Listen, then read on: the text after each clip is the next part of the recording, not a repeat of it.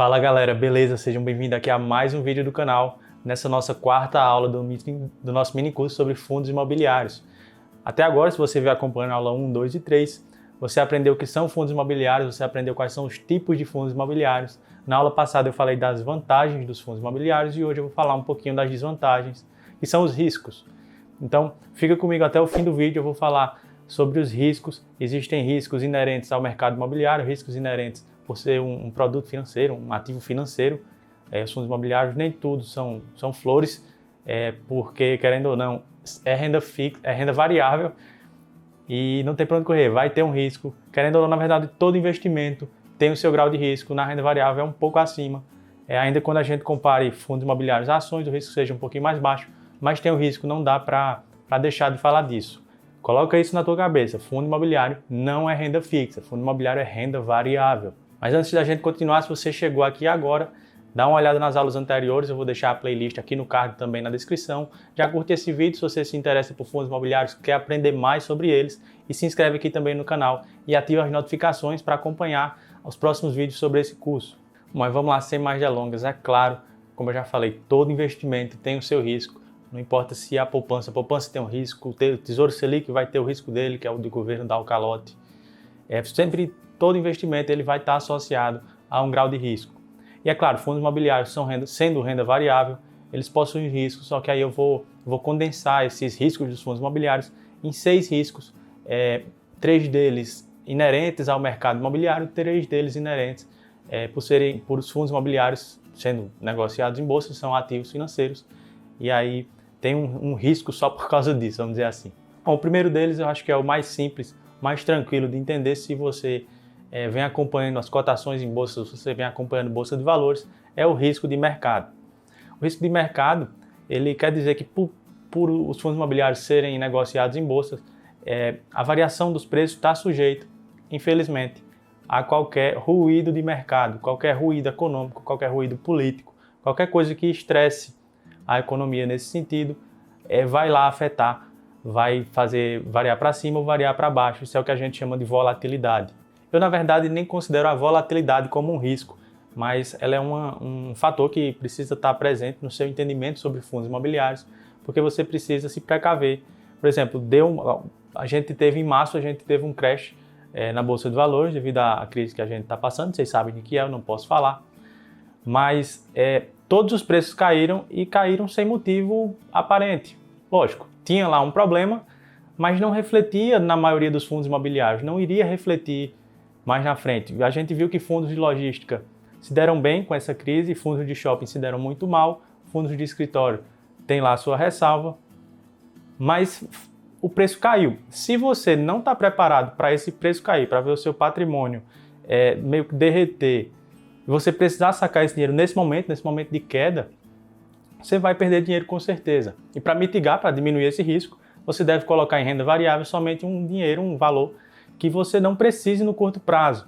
Você precisa ter a sua reserva de emergência, eu já cansei de falar aqui no canal, precisa ter a sua reserva de emergência para evitar esse risco de você precisar sacar, liquidar suas cotas de fundos imobiliários num momento de baixa dos preços. A gente tem um risco ligado ao mercado imobiliário, que é o risco de vacância. Você deve entender isso aqui, vacância quer dizer quando o imóvel está vago. É fácil de entender. Se os fundos imobiliários têm imóveis por trás que recebem aluguel e aí a gestora transfere esses aluguéis para os cotistas, para os investidores, que somos nós, se o inquilino deixar o prédio, deixar o andar, deixar a sala, seja lá o que for, existe a vaga, existe um aumento na vacância, assim que a gente fala, a vacância aumenta, e aí, consequentemente, a gente vai passar um período até realocar, até colocar esse imóvel no mercado, a gente vai passar um tempo sem receber o aluguel desse imóvel, desse empreendimento. E aí tem esse risco de a gente ficar literalmente sem receber uma parte lá do provento, do dividendo, por um tempo até isso acontecer. Agora imagina se você investe em um fundo imobiliário que tem somente um imóvel, somente um inquilino nesse imóvel. Pega um prédio lá, que o único inquilino dele é a Caixa Econômica, como existe, é a Petrobras, como existe. E aí esse inquilino diz que vai devolver todo o prédio. Imagina você realugar todo o prédio, a demora que é para isso acontecer. Então, fundos monoimóveis e monoinquilinos, como a gente chama, que é quando o prédio só tem um imóvel e um inquilino, possui um risco de vacância muito alto. E aí você diminui, lógico, mais na frente eu vou falar mais sobre como diluir os riscos dos fundos imobiliários, mas esse risco especialmente você dilui buscando fundos imobiliários que têm vários imóveis, vários inquilinos. Outro risco também característico dos imóveis, do mercado imobiliário, é o risco de inadimplência. Eu tenho um inquilino lá no meu imóvel, na minha casa, trazendo mais para próximo da gente. Eu tenho um inquilino lá e naquele mês, ele não consegue ou decide que não vai pagar o aluguel. É claro que a gente tem leis para proteger o locador, a pessoa que aluga, mas é muito complicado, dá muita dor de cabeça. E é um risco que a gente precisa assumir quando a gente fala de imóveis. A pessoa, como vários inquilinos, tiveram problemas para pagar os seus aluguéis, as suas obrigações durante essa crise. É um risco que a gente também está sujeito quando a gente pensa em investir em fundos imobiliários. E você mitiga esse risco da mesma forma, procurando fundos imobiliários com vários inquilinos, com inquilinos de qualidade, empresas de preferência com uma boa saúde financeira e naquela diversificação, muitos inquilinos, muitos imóveis, de preferência em diferentes regiões geográficas do Brasil. Não dá para deixar de falar também, mas esse risco é um pouco menor quando a gente conversa com um pequeno investidor, que é o risco de liquidez. Liquidez, eu acho que eu não falei nesse curso ainda, mas ele dá para ser traduzido com a velocidade que eu consigo entrar no fundo imobiliário ou sair, no investimento, qualquer coisa que seja. Por exemplo, se eu tenho R$100, é muito mais fácil de eu comprar uma cota de um fundo imobiliário e sair. Vai ter gente vendendo uma cota lá a qualquer momento. Agora, se eu tenho R$100 milhões e quero comprar um fundo imobiliário, comprar todos esses R$100 milhões de um fundo imobiliário, eu não vou conseguir exercer essa ordem, fazer essa compra no mesmo dia. Talvez nem dentro de uma semana eu vá conseguir fazer isso. E aí, se eu preciso sacar todo esse dinheiro, eu preciso dele hoje, eu também não vou conseguir sacar, não vai ter gente suficiente querendo comprar fundos imobiliários que supra essa minha necessidade de venda desses 100 milhões que eu falei. É claro que quando a gente pega o pequeno investidor que investe lá 200, 300, 500 reais, sei lá, 1.000, 10 mil reais por mês, 10 mil nem é mais tão pequeno assim, mas a gente tem fundos imobiliários hoje com liquidez, com a média de negociação diária lá de 7 milhões de reais. Para um pequeno investidor assim não é problema nenhum esse risco de liquidez, mas existe sim alguns fundos que são quase nunca negociados e aí você precisa ficar atento a isso para não investir e depois não conseguir sair. Mas são os fundos bem específicos, a maioria tem liquidez, essa parte é mais tranquila. Outro risco dos fundos imobiliários em si, eu já falei dentro das vantagens lá na última aula, é que eles são o rendimento dele, os dividendos, os aluguéis que a gente recebe dos fundos imobiliários, eles são isentos de impostos. E aí é claro que vai ter um dia, não vai ter para onde correr, vai ter um dia que o governo vai querer pegar um pouquinho desse dinheiro que a gente recebe para ele. E aí ele vai taxar esses dividendos, esses rendimentos, vai cancelar essa isenção. E você precisa estar ciente disso. No momento que isso acontecer, os preços vão se ajustar. Eu acho até que nem tanto, porque muita gente já está esperando isso e aí já passa a considerar a precificação lá, o valor justo dos fundos imobiliários, incluindo uma precificação de dividendos igual a os 20% ou 15% talvez. Mas no momento que isso acontecer, eu acredito que sim, vai ter lá um ruídozinho de curto prazo. Os preços vão tender a se ajustar. Você não precisa se desesperar com isso.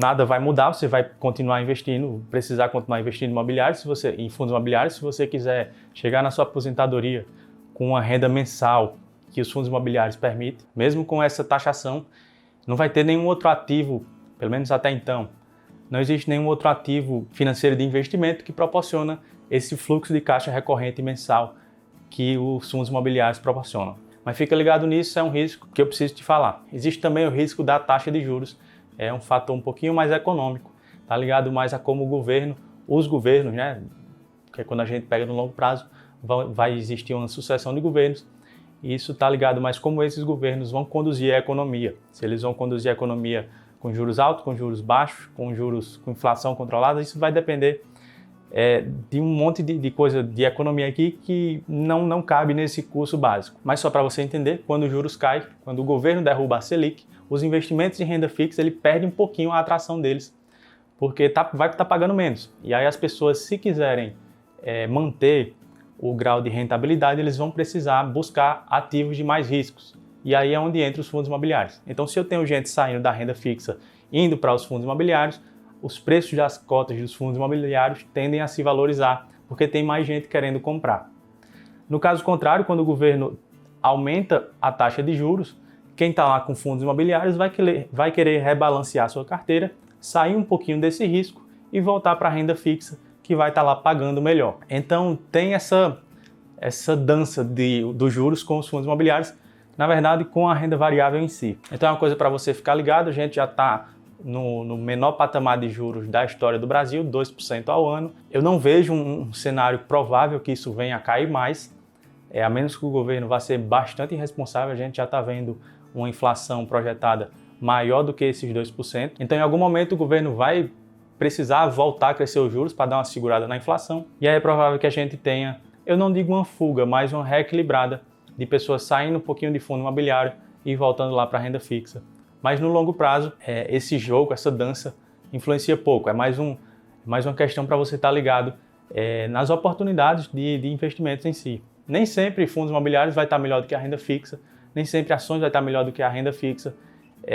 A gente tem que parar de achar que investimento bom é somente em renda variável.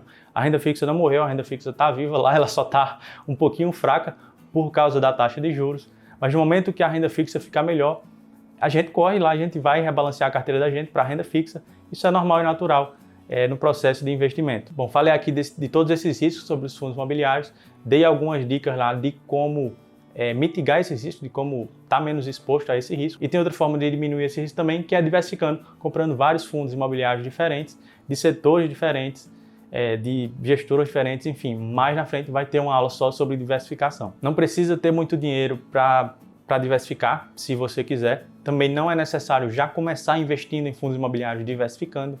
Isso é uma conversa para mais para frente. Se você gostou, curte esse vídeo. Se ficou alguma dúvida, comenta lá embaixo também. Vou retirar todas as dúvidas pessoalmente. E a gente se vê no próximo vídeo, no caso, na próxima aula.